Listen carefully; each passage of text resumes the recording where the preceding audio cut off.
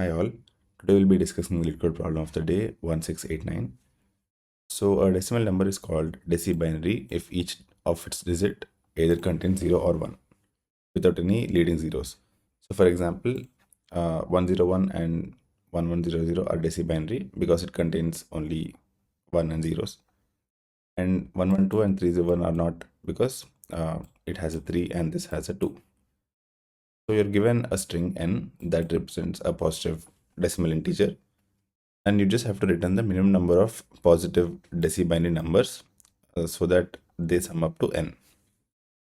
So in the first example, you have n equal to 32. So the number is 32, and you have to form this 32 with minimum number of deci-binary numbers.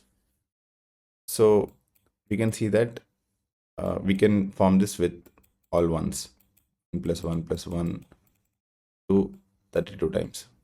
So by doing this, you need total 32 deci-binary numbers, but you have to find the minimum number of positive numbers that sum up to 32.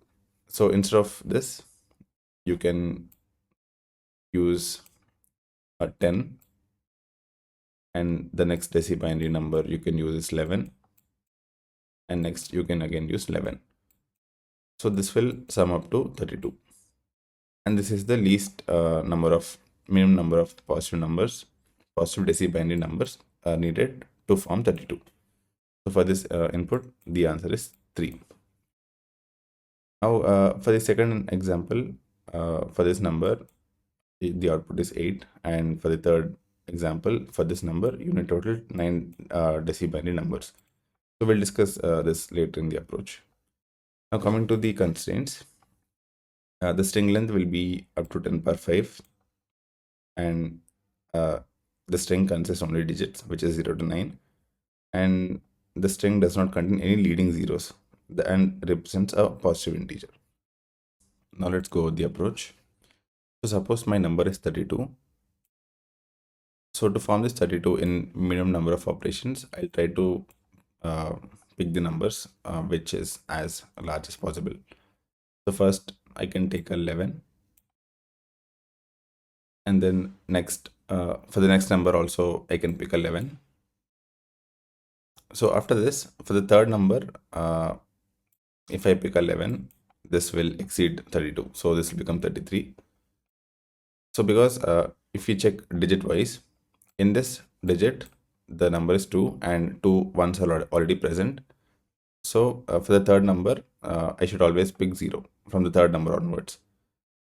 And if you check this digit, it is 3. So you have only two ones here. So the third number should have a 1. So now if you check the sum, it will be total 32. So from this, what observation we made, and since we can only pick deci-binary numbers, you will have either 1 or 0 in your digits. So here in our original number, the maximum digit was 3. So that means we need at least 3 numbers to form this 32. So let's take another example. Let's say you have 25.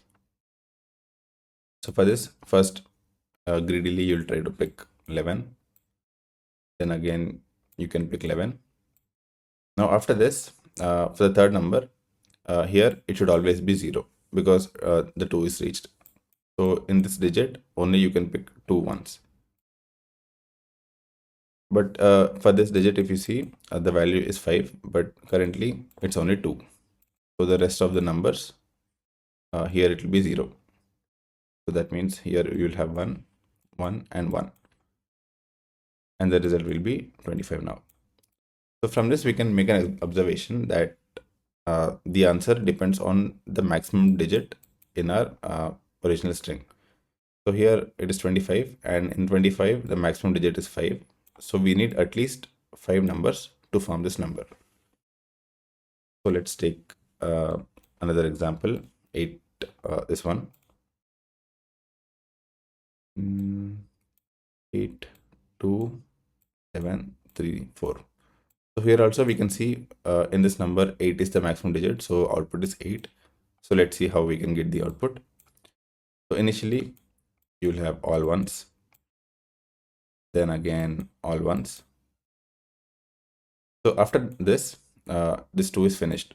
The 2 limit is reached. So for the rest of the numbers, you will have all zeros here. So 1, 0, again all ones. Now after this, 3 is also reached its capacity. So all this adds up to 3. So for the remaining number in this position as well, it will be all zeros. So here you will have 1, 0, 1, 0, 1. Now after this, the 4 also reached its capacity. So rest of the digits will always be 0. So next 1, 0, 1, 0, 0. Then again same. Then again same. 1, 0, 1, 0, 0. So after this, we can see the 7 also reached its capacity. So this will be 0 for the rest of the numbers. So the last number will be 1, 0, 0, 0, 0. So after this, the 8 also reached its capacity. So again, from this example, we can see that the total number of numbers required to add up this sum will be simply equal to the maximum digit in our string. Now let's quickly code the approach. So just let me take the answer as 0 and iterate on the string.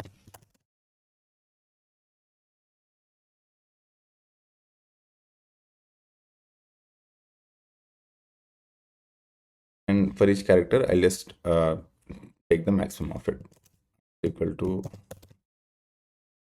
math.max answer comma dot at I minus 0. And that's it. At the end, just return the answer.